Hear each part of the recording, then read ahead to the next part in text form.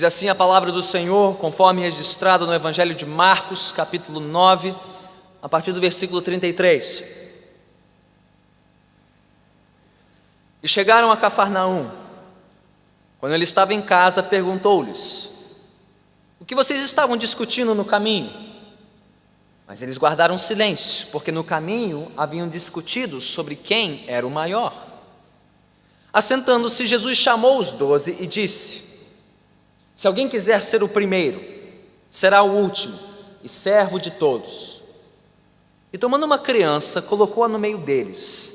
Pegando-a nos braços, disse-lhes: quem recebe uma dessas crianças em meu nome, está me recebendo. E quem me recebe não está apenas me recebendo, mas também aquele que me enviou. Mestre, disse João, vimos um homem expulsando demônios em teu nome, e procuramos impedi-lo, porque ele não era um dos nossos. Não o impeçam, disse Jesus. Ninguém que faça um milagre em meu nome pode falar mal de mim logo em seguida, pois quem não é contra nós está a nosso favor.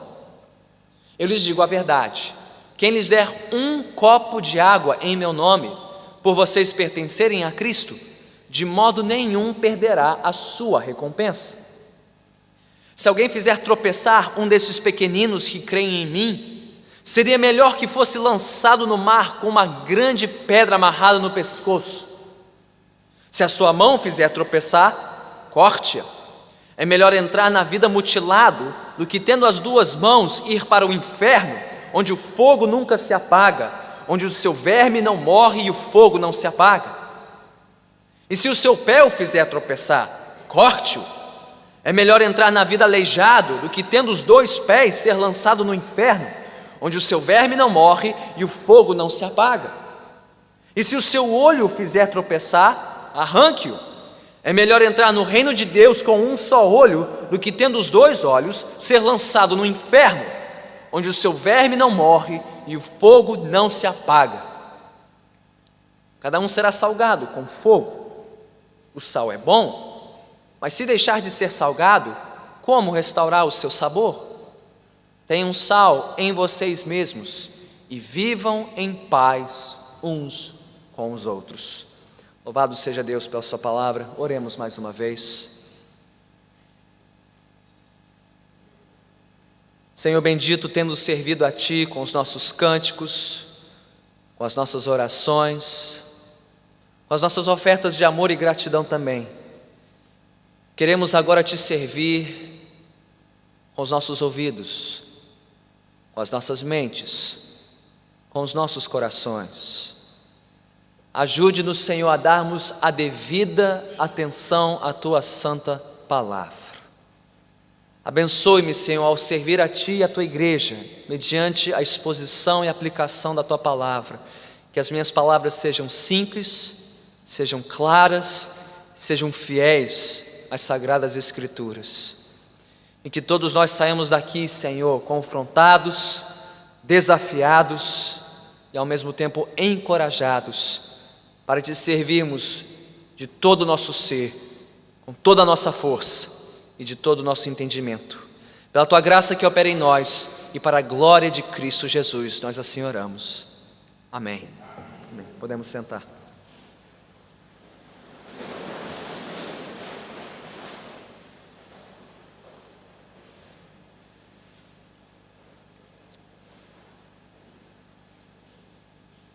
Em seu livro, intitulado Humildade, a verdadeira grandeza, o pastor C.J. Mahaney fala de uma qualidade pouco valorizada neste mundo obcecado com fama e com sucesso, mas que tem chamado cada vez mais a atenção da sociedade secular. Logo no primeiro capítulo, o pastor Mahaney menciona um livro best-seller. Não sei se você já ouviu falar do livro Empresas Feitas para Vencer, de Jim Collins. Foi traduzido e publicado em português pela editora Campos. Foi fruto de uma pesquisa de 5 anos com empresários e diretores de 11 grandes empresas dos Estados Unidos, que recentemente deixaram de ser boas empresas para se tornarem grandes empresas. E a pergunta do livro é: o que foi responsável pelo sucesso extraordinário dessas corporações? Quais foram as qualidades que marcaram as lideranças dessas grandes empresas? Bem, a resposta à pergunta veio em duas partes: a primeira esperada e a segunda inesperada. A primeira qualidade dos homens e das mulheres à frente dessas instituições de sucesso era esperada. Eram pessoas dedicadas, eram pessoas excelentes, eram pessoas extremamente profissionais no que faziam e engajadas com o seu trabalho. Isso era de se esperar, não? Mas a segunda marca foi bastante inesperada. A segunda coisa que essa pesquisa mostrou sobre esses líderes do mundo corporativo, capazes de transformar boas empresas em grandes empresas, foi que estes homens e essas mulheres eram pessoas modestas, simples, até abnegadas. Nas palavras de Jim Collins, os líderes feitos para vencer nunca quiseram se tornar heróis extraordinários, nunca desejaram ser colocados num pedestal, nem almejaram se tornar ícones inacessíveis. Eles aparentemente eram pessoas comuns, produzindo com tranquilidade resultados extraordinários. Inclusive, ao entrevistar os colegas de trabalho desses líderes bem-sucedidos do mundo corporativo, os colegas sempre usavam palavras como quieto, humilde, modesto, reservado, tímido, cortês, bem-educado, abnegado, tolerante, não confiante em suas próprias habilidades e outras palavras semelhantes para descrevê-los. Que surpresa, não? Por mais incrível que pareça, é possível sim ser grande e muito bem sucedido no mundo corporativo, extremamente competitivo e ambicioso do nosso tempo, e ao mesmo tempo ser uma pessoa simples, modesta, humilde, e até mesmo reconhecido por isso. Mas e no reino de Deus? E no reino de Deus? Quem são os grandes? Quem Deus reconhece como os maiores, os primeiros e os melhores no seu reino? Quais são as qualidades dos grandes homens de Deus e das grandes mulheres de Deus ao longo da história? Você sabe responder essa pergunta? Bem, é sobre isso que nos fala o texto de hoje, em que veremos mais um relato sobre o ensino de Jesus aos seus discípulos, sobre o que constitui a verdadeira grandeza no reino de Deus. E a lição desta noite ela é muito simples, é a seguinte: Jesus Cristo é o Senhor, que convoca os seus servos para servi-lo de maneira humilde, simples e abnegada. Ele recompensa aqueles que o servem desta maneira, mas Ele também julga os que não servem conforme Ele nos ensinou. Como é que o texto desta noite nos mostra isso? Mantenha sua Bíblia aberta, por favor, em Marcos capítulo 9. Cremos que esta porção do ensino de Jesus se divide em três partes. Primeiro, dos versículos 33 a 41, nós vemos o chamado de Jesus ao serviço humilde e abnegado. Em seguida, nos versículos 42 a 48, nós temos a condenação de Jesus aos que resistem a este tipo de serviço. E por fim, a conclusão nos versículos 49 e 50, que é a convocação final de Jesus ao serviço humilde e pacífico. Então temos um chamado, uma condenação e uma convocação. Assim que o texto se divide, vamos estudá-lo dessa forma. Começando no versículo 33 com o chamado de Jesus para o serviço humilde. O texto começa falando sobre o cenário. Estamos aonde? Estamos em Cafarnaum.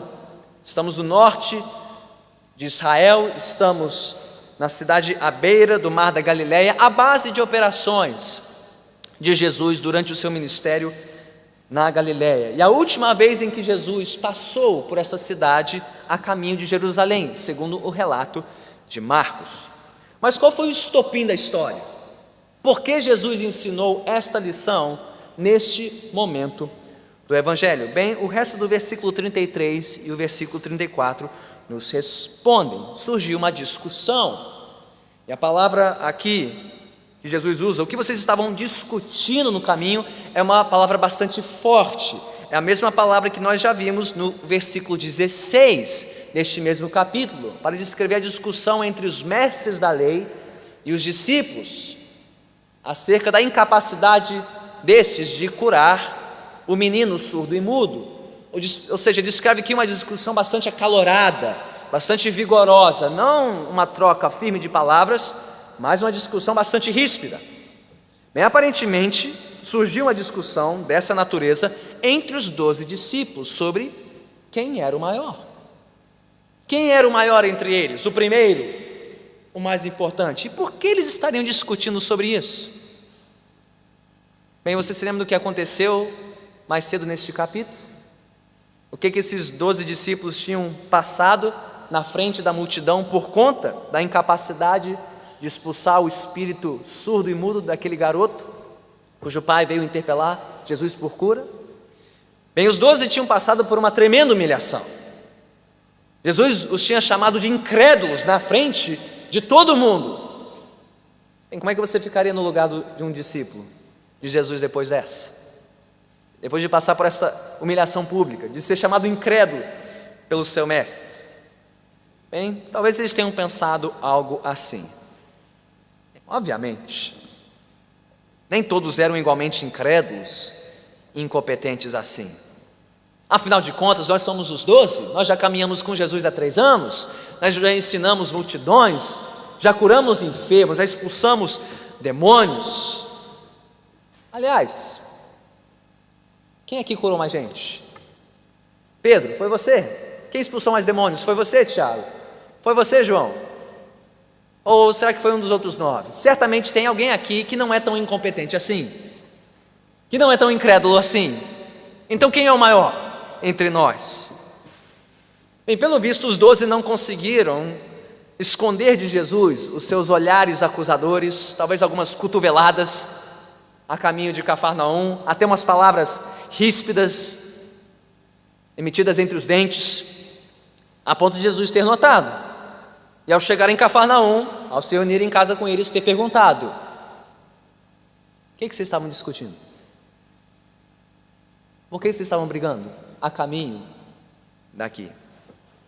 E você notou no versículo 34 que bastou que Jesus fizesse uma pergunta muito simples, para que todos ficassem calados, num silêncio ensurdecedor e acusador. É que nem pai e mãe ouvindo a briga entre os irmãos em casa, né? É só o pai e a mãe levantar a voz e dizer: fulano, o que está acontecendo? Silêncio. Alguém tem culpa no cartório. Discípulos, o que vocês estavam discutindo no caminho? Silêncio. Eles já sabiam que tinham culpa no cartório. Bastou que Jesus fizesse uma pergunta, para que todos ficassem em silêncio. Por quê? Porque toda discussão a respeito de quem é o maior na presença de Jesus é uma discussão estúpida. Ninguém é maior que Jesus. Quem se compara a Ele? Quando Jesus pergunta: quem vocês acham que é o maior? Todo mundo se cala. Quando Cristo não está no centro das nossas atenções, meus irmãos, quando Ele não está no centro das nossas conversas, sabe o que acontece? Inevitavelmente, alguém quer tomar o lugar de Jesus. Alguém quer ser o maior. Alguém precisa ser o maior. Alguém precisa ser o centro das atenções. Mas basta que Jesus se apresente de novo em nosso meio, para que entendamos a tolice e a insensatez da nossa conduta. Ou como disse o pastor Hernandes Dias Lopes: as estrelas só brilham no céu quando o sol não está brilhando. As estrelinhas do nosso ego e do nosso orgulho só brilham quando Cristo não está resplandecendo em nosso meio. Mas quando Cristo está em nosso meio, no meio do nosso lar, da nossa igreja, da nossa comunhão, aonde for, não há espaço para mais ninguém brilhar no lugar dele. De novo, basta que o sol resplandeça e você não verá uma estrela sequer no céu, por mais forte que ela brilhe. Então, se a sua família, se o seu lar, seu convívio no seu casamento, ou na própria igreja, ou no trabalho, ou no estudo, está conflitado, está repleto de discussão, de briga, de contenda, de picuinha, pergunte-se nesta noite: quem está tentando sobressair? Quem está se julgando importante demais? Quem está se achando o maior nessa história? Mais até talvez do que o próprio Senhor. Porque onde tem briga, onde tem contenda, tem alguém querendo aparecer mais que os outros. E talvez até mais do que o próprio Senhor Jesus Cristo.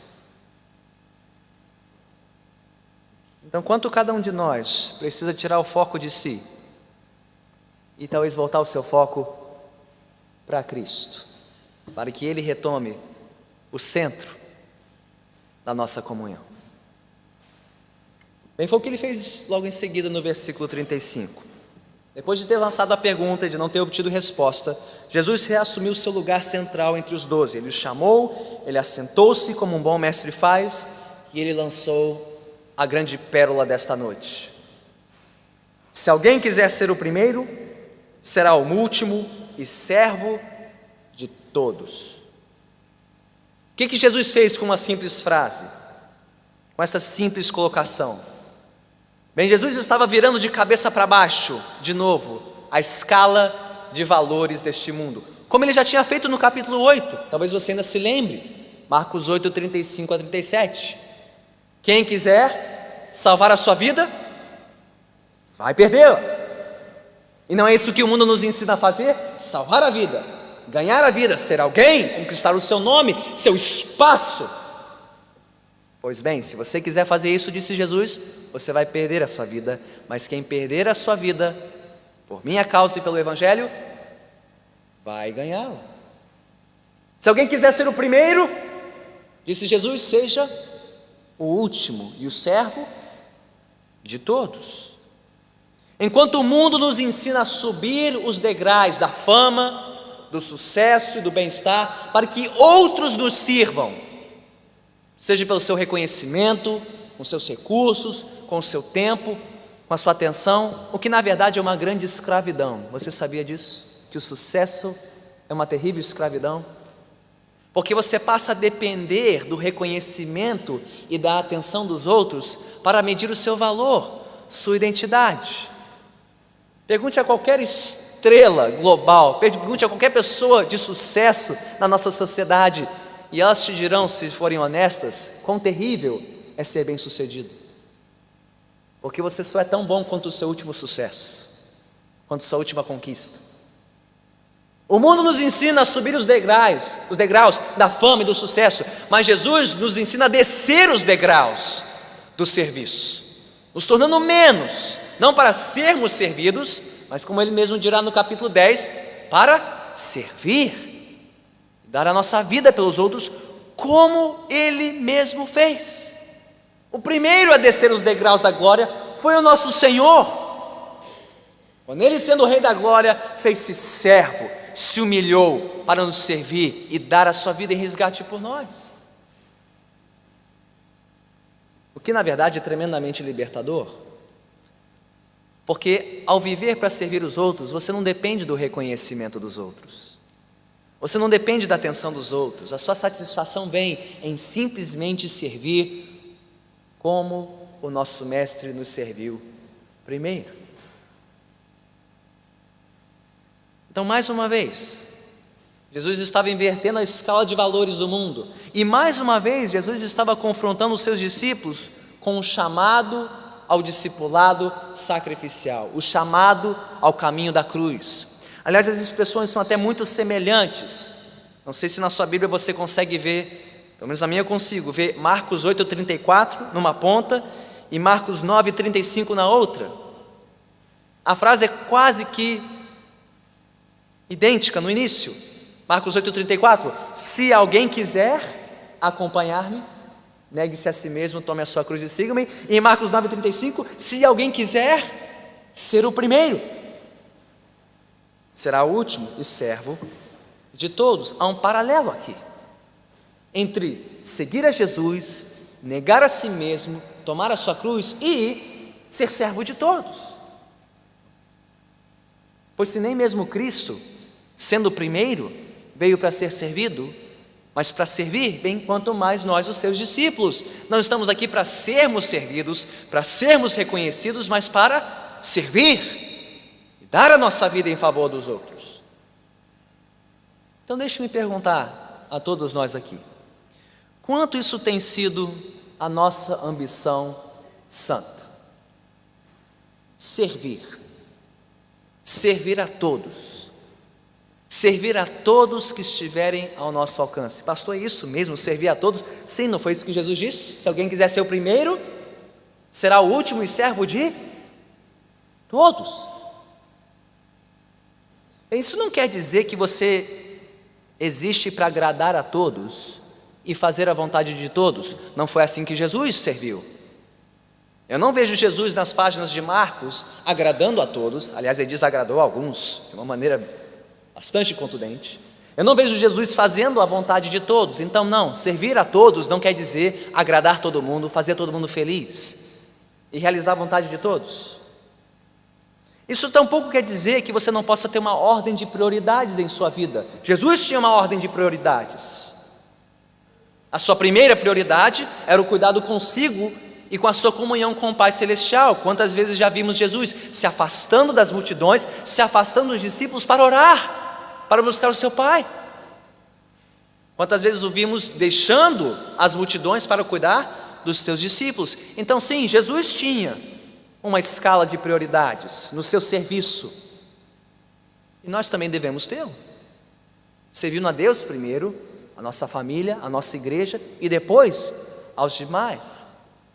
Mas como Jesus, devemos estar minimamente dispostos e disponíveis para servir a todos em alguma proporção, e principalmente da maneira como Jesus mais serviu as pessoas, que foi o quê? Ensinando a palavra e orando por elas. Este é o nosso serviço indispensável ao que nos cercam: compartilhar a palavra e a oração. Se você não puder servir de qualquer outra maneira, sirva assim: compartilhe a palavra e ore pelas pessoas que estão ao seu redor e ao seu alcance. Então eu pergunto de novo: esta tem sido a nossa ambição santa?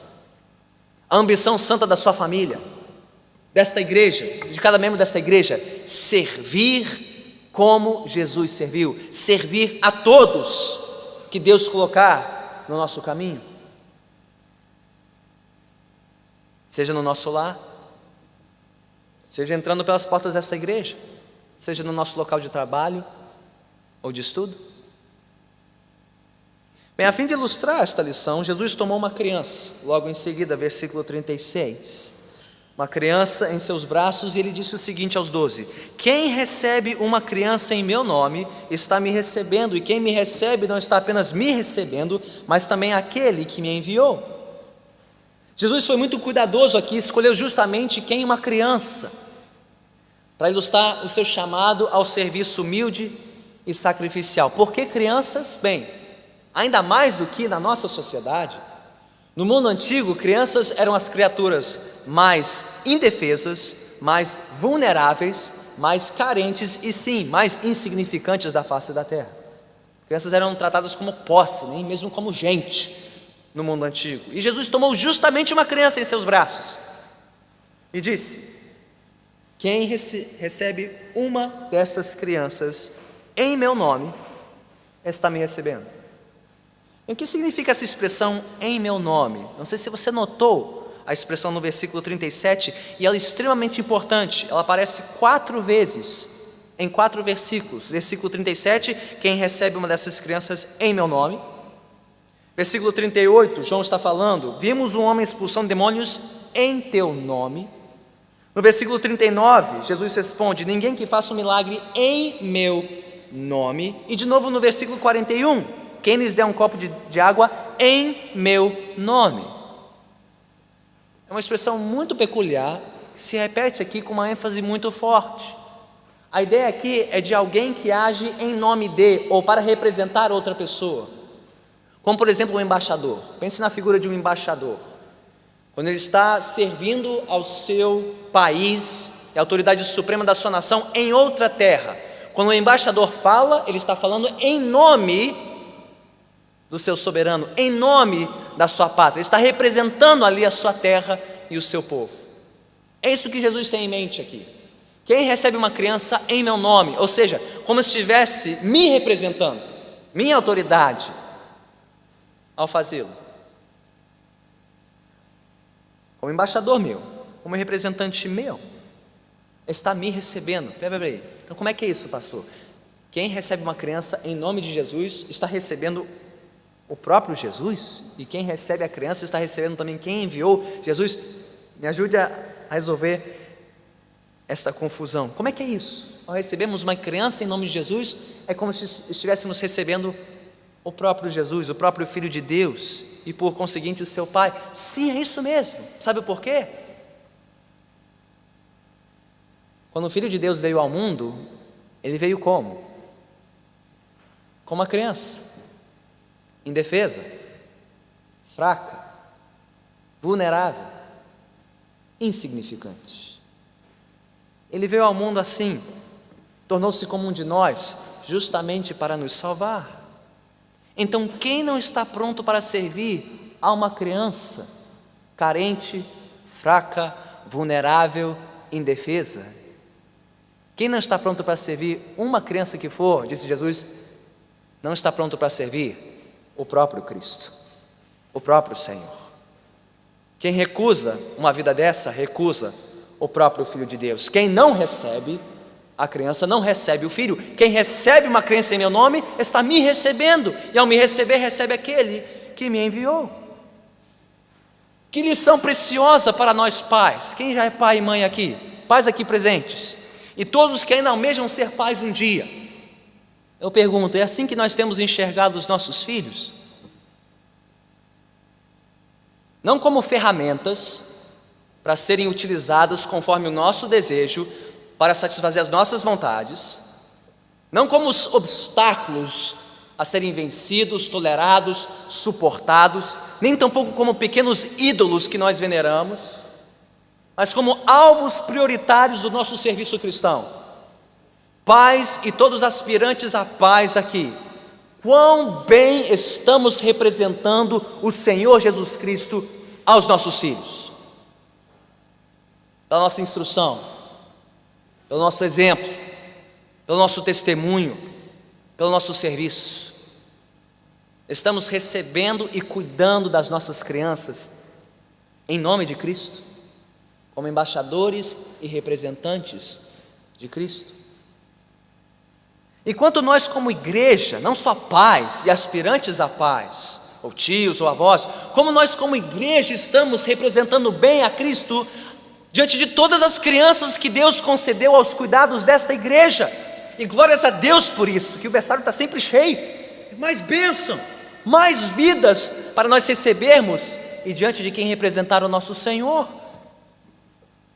Então igreja, solteiros, casados, com filhos ou sem filhos, quanto nós como igreja estamos representando bem a Cristo diante da próxima geração desta casa? Estamos amando essas crianças, orando por essas crianças, intercedendo por elas, clamando pela salvação delas, servindo-as com nosso carinho, nosso amor, com a nossa atenção, até que elas venham conhecer o nosso Rei Jesus Cristo? Pois quem não está pronto para servir as nossas crianças, os menores deste mundo, não está pronto para servir a Jesus Cristo. Vou repetir isso. Se você não estiver disposto para servir uma criança que for, você não está pronto para servir a Jesus Cristo. Pastor, você está dizendo que eu deveria me apresentar para a igreja de gente pequena, nossa escola bíblica infantil? Não é uma má ideia. Faz bem, santifica, muito, e muito abençoaria as nossas crianças e as suas famílias também. Seja trocando uma fralda, acolhendo uma criança carente de um abraço, de um carinho, ou ensinando-lhes a palavra de Deus. Que Deus assim desperte, não só as mulheres, mas os homens aqui também para isso. Bem, para mostrar o quanto os discípulos estavam entendendo o que Jesus estava ensinando, ou não, versículo 38. Já que Pedro já tinha queimado o seu nome 2 vezes com Jesus, João decidiu salvá-lo e falar em nome do grupo. Como uma criança que muda de assunto de repente, que parece que está prestando atenção, mas que não está, João interpelou o mestre. Mestre, disse João, nós vimos um homem expulsando demônios em teu nome e procuramos impedi-lo, porque ele não era um dos nossos. O que se passou pela cabeça de João? Ele estava ouvindo Jesus falar ou não? Ele estava falando sobre crianças, sobre cuidar de crianças, e João traz essa história de um homem que viram a caminho de Cafarnaum, expulsando o demônio sozinho. Em qual o raciocínio aqui? Se nenhum dos 12 discípulos era maior, ok, eles entenderam isso, tá bom, Jesus, ninguém é maior aqui. Mas certamente, Jesus, o Senhor há de convir que nós não somos iguais aos outros. Afinal, somos os 12, somos o círculo íntimo. Tá bom, somos iguais entre nós, mas certamente somos melhores que os outros que não fazem parte deste grupo e que estão expulsando demônios em teu nome, sem a nossa autorização, sem fazerem parte do clube VIP de Jesus. Agora, não é muito irônico João e os 11 reclamarem de alguém que consegue expulsar demônios quando eles acabaram de fracassar em expulsar um demônio? Curioso, né? Estranho, no mínimo. Mas isso só mostra o tamanho do orgulho ferido desses homens. Aqui nós vemos o outro lado do orgulho dos 12 discípulos. Nós já vimos o orgulho individual deles, quem era o maior, quem é o maior entre os 12, mas agora nós vemos o orgulho coletivo deles. Ao perguntar, quem era aquele outro que não fazia parte do grupo, que estava expulsando demônios em nome de Jesus? Então o orgulho ele pode se manifestar tanto de uma maneira individual, como de maneira coletiva. E mais, orgulho pode se manifestar de uma outra maneira. Não só ao querer exaltar o nosso serviço acima dos outros, o que gerou a discussão entre os 12, mas também de não tolerar e até recriminar aqueles que fazem algo melhor do que nós, ou que fazem o que nós não conseguimos fazer. Foi o caso dos 12. Eles viram um homem fazendo o que eles não conseguiram fazer, expulsar um demônio em nome de Cristo. Então, o que o orgulho deles fez? Esse aí não é como nós, não é do grupo, não pode fazer isso. Bem, a fim de lembrar os discípulos de quem era mais importante nessa história, e quem é mais importante nessa história? Jesus, o mestre. Qual foi a resposta dele? No versículo seguinte, versículo 39. Não o impeçam, disse Jesus. Ninguém que faça um milagre em meu nome pode falar mal de mim logo em seguida, pois quem não é contra nós está a nosso favor. Ou seja, ninguém que faça um milagre em meu nome. Alô, é meu nome, não é o nome de vocês, é a minha glória, não a glória de vocês. Eu sou o maior, nenhum de vocês é o maior. Ninguém que faça algo em meu nome deve ser impedido. Quem não é contra nós é a nosso favor. Ele continua no versículo 41. Quem lhes der um copo de água em meu nome, ou seja, quem lhes fizer o menor e mais simples gesto de hospitalidade no mundo antigo, dá um copinho de água a vocês, por vocês pertencerem a mim, não por serem parte dos 12, por serem o clube VIP de Jesus, não, de modo nenhum perderá a sua recompensa. Então o que Jesus estava fazendo com tudo isso? Ele estava dizendo o seguinte: não importa o tamanho do gesto, pode ser expulsar um demônio e operar um milagre, ou pode ser dar um copo de água a um discípulo. E não importa o tamanho e a visibilidade da audiência, seja perante os 12 ou seja sozinho, não importa. O que importa é servir em nome do Senhor. Leia-se, para a glória dele e não daquele que serve. Não foi isso que Deus disse ao povo de Israel? Eu sou o Senhor, a mim pertence a glória e a mais ninguém. Ou o sol brilha, ou as estrelas brilham. Ou Cristo é glorificado, ou nós estamos procurando a glória para nós mesmos. Ou você serve como embaixador do rei, ou você está querendo aparecer no lugar do rei. Então, meus irmãos e irmãs, é assim que nós temos servido nesta igreja, e junto às nossas famílias, e fora da nossa casa também. Você está mais propenso a servir quando você é reconhecido? E menos propenso a servir quando não é reconhecido? Por quê? Por quê? Nós servimos tão somente para sermos vistos e reconhecidos, ou seja, quando a glória é nossa? Ou nós continuamos a servir com prazer, mesmo quando não somos vistos, mesmo quando não somos reconhecidos, porque a glória pertence ao Senhor? Pasmem, a medida do nosso serviço não é a medida do quanto nós somos discípulos de Jesus, mas é a medida se de fato somos discípulos de Jesus. E é isso que mostra a próxima sessão, versículos 42 a 48. Vamos avançar no texto. Já vimos o chamado de Jesus ao serviço, mas agora ele segue com uma condenação. E qual é a lógica aqui? Bem, no versículo 41, ele falou sobre uma recompensa para aqueles que servem em nome dele, seja qual for o gesto do serviço.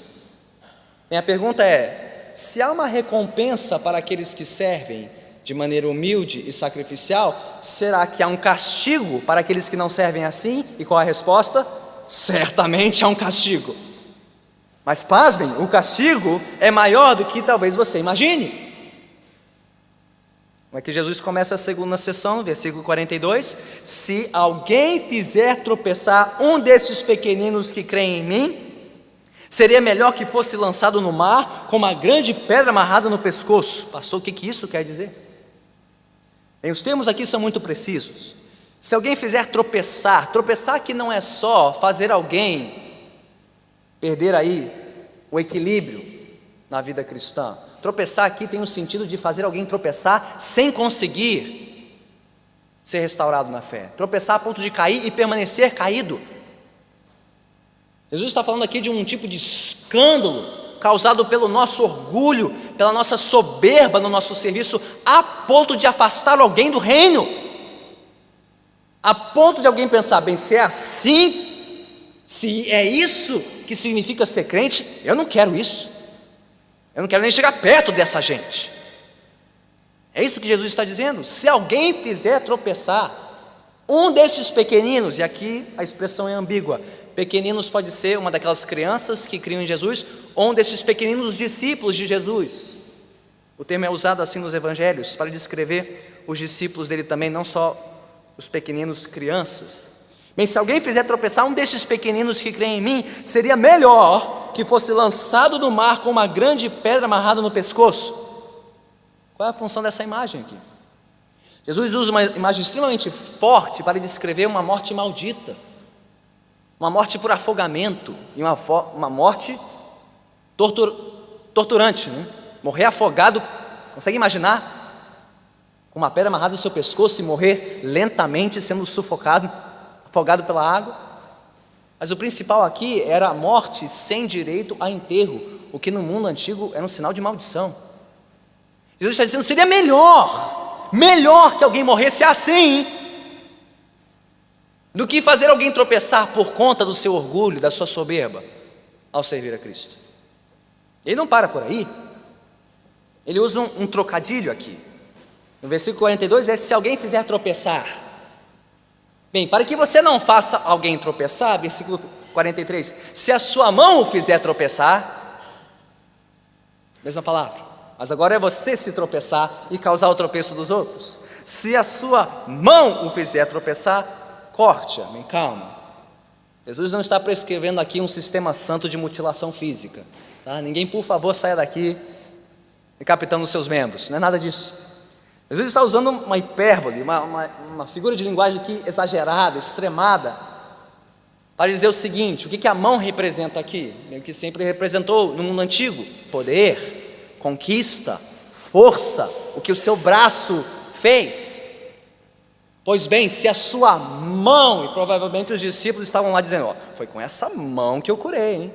Foi com essa mão que eu fiz aquilo acontecer. Bem, se sua mão te faz tropeçar, se você se orgulha do que você acha que você fez, pare com isso. Pare de se orgulhar disso. Porque é melhor entrar na vida mutilado do que tendo as duas mãos ir para o inferno, onde o fogo nunca se apaga, onde o seu verme não morre e o fogo não se apaga. Ele continua: ou se o seu pé, e o que representa o pé aqui, por onde você foi, sua jornada, seu currículo, quão longe você já foi no seu serviço cristão. Bem, se você se orgulha disso, pare com isso, corte isso. Porque é melhor entrar na vida aleijado do que tendo os dois pés ser lançado no inferno, onde o seu verme não morre e o fogo não se apaga. E por fim, versículo 47, se o seu olho, e o que representa o olho aqui? Hein? O fato de você se orgulhar do que você fez, você contemplar a obra das suas mãos, ou cobiçar o que os outros fizeram, que você não foi capaz de fazer, como os discípulos nessa história, olhando para o tal que conseguiu expulsar o demônio, quando eles não conseguiram. Bem, se o seu olho te faz tropeçar, disse Jesus, arranca. Pare de se orgulhar disso. Pare de cobiçar o sucesso dos outros. Pare de olhar para o que os outros fazem melhor do que você, ou fazem o que você não é capaz de fazer. Pare com isso. Porque é melhor entrar no reino de Deus com um só olho do que tendo os dois olhos ser lançado no inferno, onde o seu verme não morre e o fogo não se apaga. Jesus usa palavras tiradas diretamente da conclusão do livro de Isaías para descrever o juízo mais severo possível. Isso não é um castigo passageiro, isso é condenação eterna. Jesus está dizendo, em outras palavras, a maneira como você serve é uma questão de vida e morte eterna. Não só o fato de você servir ou não, mas como você serve é uma questão de vida e morte eterna. Morte para aqueles que se acham alguma coisa, que querem ser grandes aos olhos de Deus e do mundo, e vida para aqueles que se contentam em fazer simplesmente o que o Senhor mandou.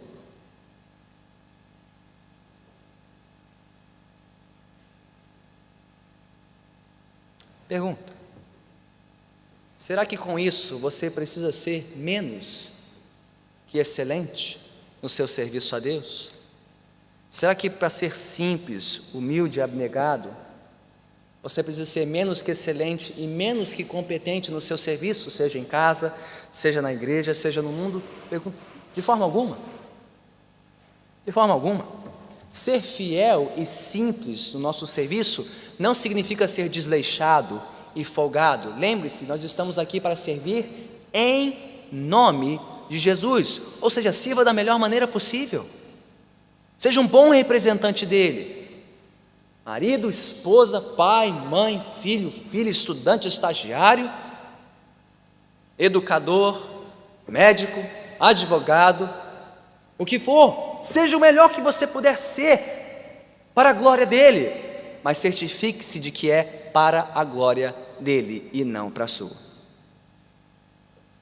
Não comprometa a excelência do seu trabalho, mas guarde o seu coração. Guarde o seu coração. Guarde as suas motivações.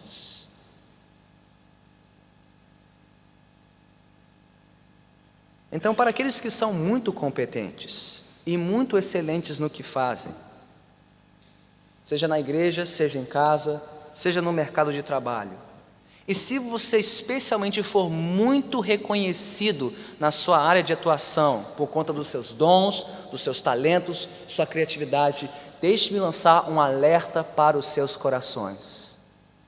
Quanto mais competente você for, quanto mais excelente você for e quanto mais reconhecido você for, mais tentação você sofrerá. Mais forte o orgulho baterá a porta do seu coração e cabe a você vigiar o seu coração. Sabe por quê? Se você não domar o seu orgulho, ele pode te tragar. É o que Jesus está dizendo aqui. Se o seu orgulho te fizer tropeçar, sua mão, seu pé, seu olho, para com isso. Para com isso. Quanto mais competente você for e mais excelente você for, mais você terá que vigiar a motivação do seu coração, para que você não se destrua e não destrua todo mundo ao seu redor. É o que Jesus está falando. Então, para que você não tropece e para que você não faça os outros tropeçarem, guardem o seu coração. Seja você pregando neste púlpito, ensinando uma criança, servindo seus filhos em casa ou se lançando no mercado de trabalho, guarde o seu coração. Guarde o seu coração. É o que você está fazendo? É o que estamos fazendo?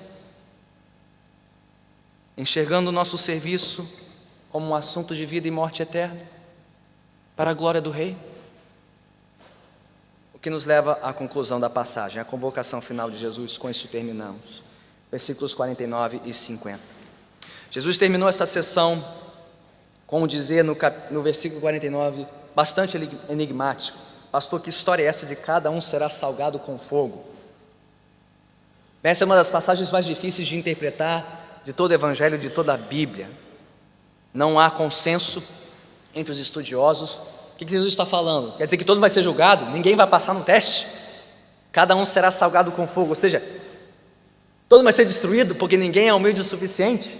É isso que Jesus está dizendo? Não, não é isso. Ou será que tem alguma doutrina de purgatório entrando aqui? Uma espécie de limpeza, faxina no além, todo mundo sendo depurado para entrar no céu? Não, não é nada disso. Jesus não está falando sobre purgatório aqui. O contexto da passagem nos leva a entender que Jesus está falando sobre o preço a ser pago para ser um servo fiel, para ser um discípulo verdadeiro de Cristo. Esse é o contexto da passagem. Então, possivelmente, Jesus está usando imagens do Antigo Testamento aqui, de sal e de fogo. Levítico 2,13 diz que todas as ofertas apresentadas ao Senhor no tabernáculo deveriam ser salgadas, deveriam ser apresentadas com sal. Então pode ser uma imagem aqui de oferta, de consagração, de serviço ao Senhor. E fogo, em Malaquias, por exemplo, capítulo 3, fala de refino, de depuração, de ser purificado. Então, juntando as duas imagens, Jesus estaria dizendo algo assim: todo aquele que quer segui-lo, todo aquele que quiser servi-lo, tem que estar pronto para consagrar-se a Ele, a fim de ser depurado, a fim de ser refinado, por meio de uma vida de serviço sacrificial. Você quer servi-lo? Você vai ser salgado com fogo, você vai ser depurado, você vai ser refinado. Jesus vai tratar da sua vida, Ele vai moer o seu orgulho, Ele vai te levar para o pó, Ele vai te lembrar de novo e de novo que você é servo e não é Senhor. Você está pronto? Porque é isso que Ele promete aos seus seguidores. Cada um será salgado com fogo, disse Jesus. E aí ele termina aprofundando a imagem do sal aqui, versículo 50. O sal é bom, mas se deixar de ser salgado, como restaurar o seu sabor? Tenham sal em vocês mesmos e vivam em paz uns com os outros. Pastor, que história é essa de sal sem sabor? Sal não perde sabor. Sal de verdade não perde sabor. Sal de verdade não perde sabor.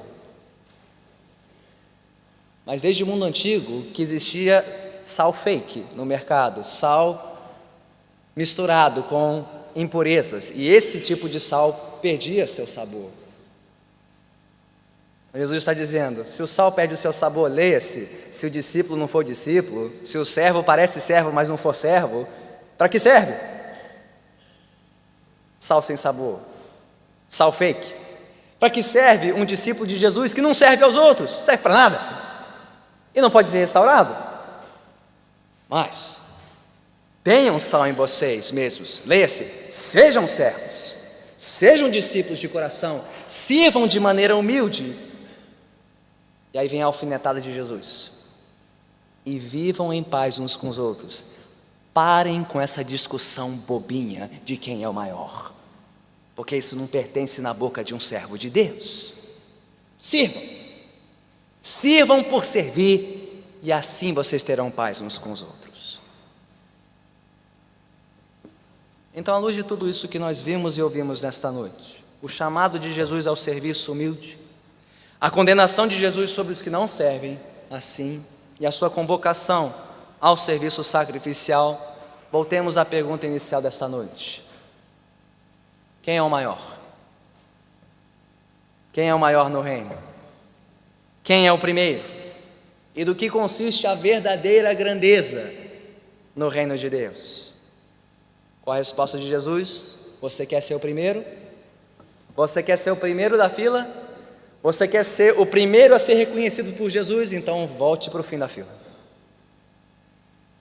Quem quiser ser o primeiro, será o último e servo de todos. Não para ser reconhecido, não para ser louvado, não para que o seu nome seja glorificado, não, mas para que você sirva em nome daquele que merece ser glorificado, o Senhor Jesus Cristo. A Ele seja toda a honra, glória e louvor. E seja o que for, o que estiver nos atrapalhando, sua mão, seu pé, seu olho, pare com isso, tira isso, acabe com isso, resolva isso logo. Pare de se orgulhar do que não é motivo para orgulho e sirva ao Senhor de coração simples.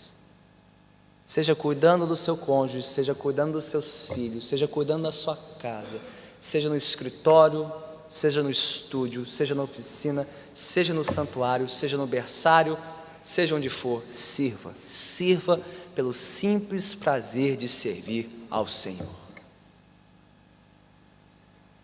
O problema é que nenhum de nós tem vivido assim, nenhum de nós tem servido inteiramente assim, porque a Bíblia diz que nós somos ladrões de glória. Nós queremos para nós um pouquinho da glória que pertence somente a Jesus. Mas foi por isso mesmo que Ele foi para a cruz. E o que Ele foi fazer na cruz? Ter suas mãos cravadas, seus pés cravados, seus olhos cerrados, para perdoar aqueles que acham muito das suas mãos, dos seus pés e dos seus olhos. Ele mesmo tomou sobre si a condenação do nosso orgulho para nos perdoar e mais, para nos livrar do fogo do inferno. Então, se ao final dessa noite você se ainda acha alguma coisa, você ainda pensa que tem algum mérito aos olhos do Senhor: ah não, pastor, eu não sou que nem os iguais, os outros, os demais. Olha o que eu fiz, olha para onde eu já fui. Eu entendo das coisas, pastor. Você não entende nada. Você ainda não entendeu nada, porque não há nada que te traga mérito aos olhos de Deus. Nada do que você fez, nenhum lugar para onde você foi e o que você sabe pode te livrar do fogo do inferno. Só Jesus Cristo pode te salvar. Então, se você ainda não se arrependeu do seu orgulho e não entregou sua vida a Cristo, faça isso hoje. Renda-se a Ele, entregue-se a Ele como um servo perante um rei. E se você já se rendeu, saia daqui nesta noite e sirva. Sirva a todos. Sirva onde você puder, quando você puder, a quem quiser, a quem você puder servir. Sirva pelo prazer de representar o seu Senhor como embaixador dele. Seja na sua casa, seja aqui na igreja. Para onde Deus te levar, sirva e que Deus receba a glória, toda a glória, para todo sempre. Amém. Vamos orar.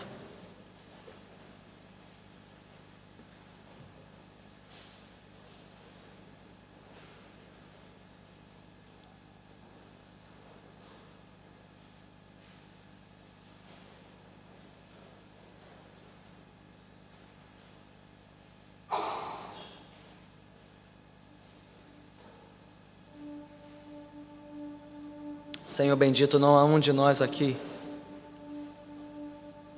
que tenha servido assim, ou que esteja servindo assim.